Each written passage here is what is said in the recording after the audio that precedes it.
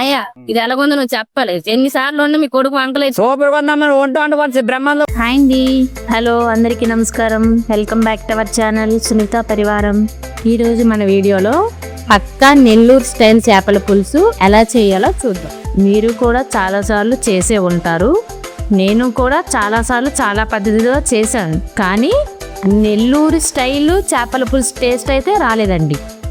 ఎన్నిసార్లు చేసి పెట్టినా మా ఆయన ఇది నెల్లూరు స్టైల్ కాదు, ఇది నెల్లూరు స్టైల్ చేపల పులుసు కాదు అనేవారు.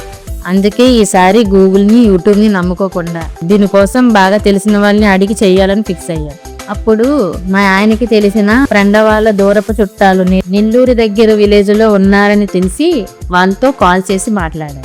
అప్పుడు తెలిసిందండి నేను ఇన్ని రోజులు చేసింది అసలైన నెల్లూరు చేపల పులుసు కాదని.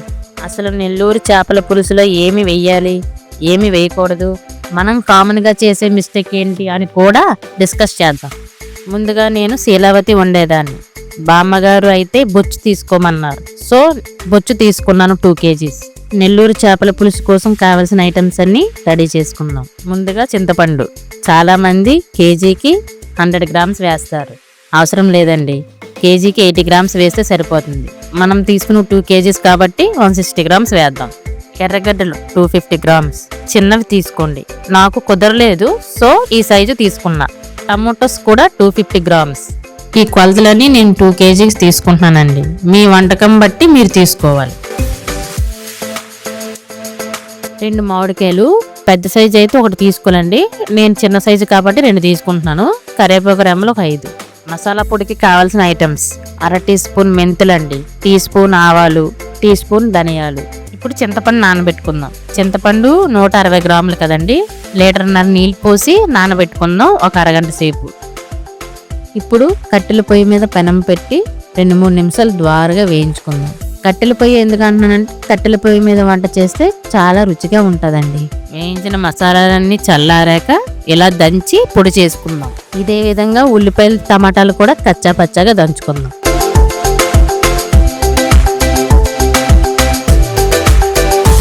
ఐటమ్స్ అన్ని ఒకసారి చూద్దాం. కల్లుప్పండి, 3 teaspoons కారం, కోసి పెట్టుకున్న మామిడికాయలు, ఆనియన్స్, టమాటో, దంచి పెట్టుకున్న మసాలా పొడి. ముందుగా 200 ml ఆయిల్ తీసుకోండి.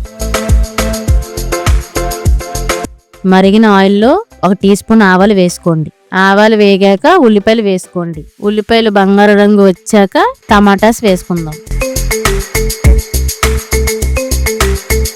తర్వాత కల్లుప్పు వేసుకుందాం టేస్ట్కి సరిపడినంత. తర్వాత కారం 3 teaspoons, పసుపు 1/2 టీ స్పూన్. బాగా వేగి ఆయిల్ పైకి తేలాక చింతపండు పులుపు వేసుకొని మరిగించుకోవాలి.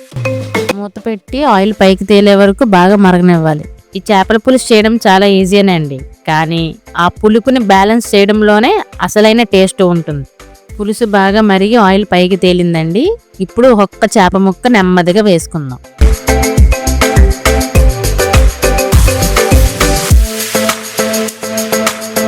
బుర్ర ముక్కలు చాలా మంది వేసుకోరండి, కానీ బుర్ర ముక్కలు వేస్తే ఇంకొంచెం టేస్ట్ యాడ్ అవుద్ది. మూత పెట్టుకొని కొంతసేపు మరగనిద్దాం. చాలా మంది గరిటె పెడతారండి, అలా గరిటె పెడితే ముక్కలు విరిగిపోతాయి. కళాయి పట్టుకొని అటు ఇటు ఇలా అంటే సరిపోతుంది. పులుసు దగ్గర పడిందండి. ఇప్పుడు మామిడికాయ ముక్కలు వేసుకుందాం. పులుసుని దించే 5 నిమిషాల ముందు మనం దంచి పెట్టుకున్న పొడిని వేసుకుందాం.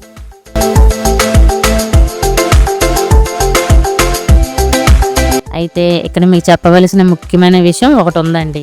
బామ్మగారు చెప్పే ప్రకారం చాలా శాతం వరకు నెల్లూరు సైడు ఈ మసాలాని వేసుకోరాటండి. నేను కొంచెం టేస్ట్ కోసం వేసుకున్నాను. ఇదిగోండి అసలు సిసలైన నెల్లూరు స్టైల్ చేపల పులుసు. ఇందులో మనం కామన్గా చేసే మిస్టేక్స్, వేయకూడని ఐటమ్స్ ఏంటో మీకు చెప్తాను చూడండి. అల్లం వెల్లుల్లి పేస్టు, పచ్చిమిర్చి వేయకూడదండి. చాలా మంది దించే ముందు కొత్తిమీర టేస్ట్ కోసం జల్లుతారు.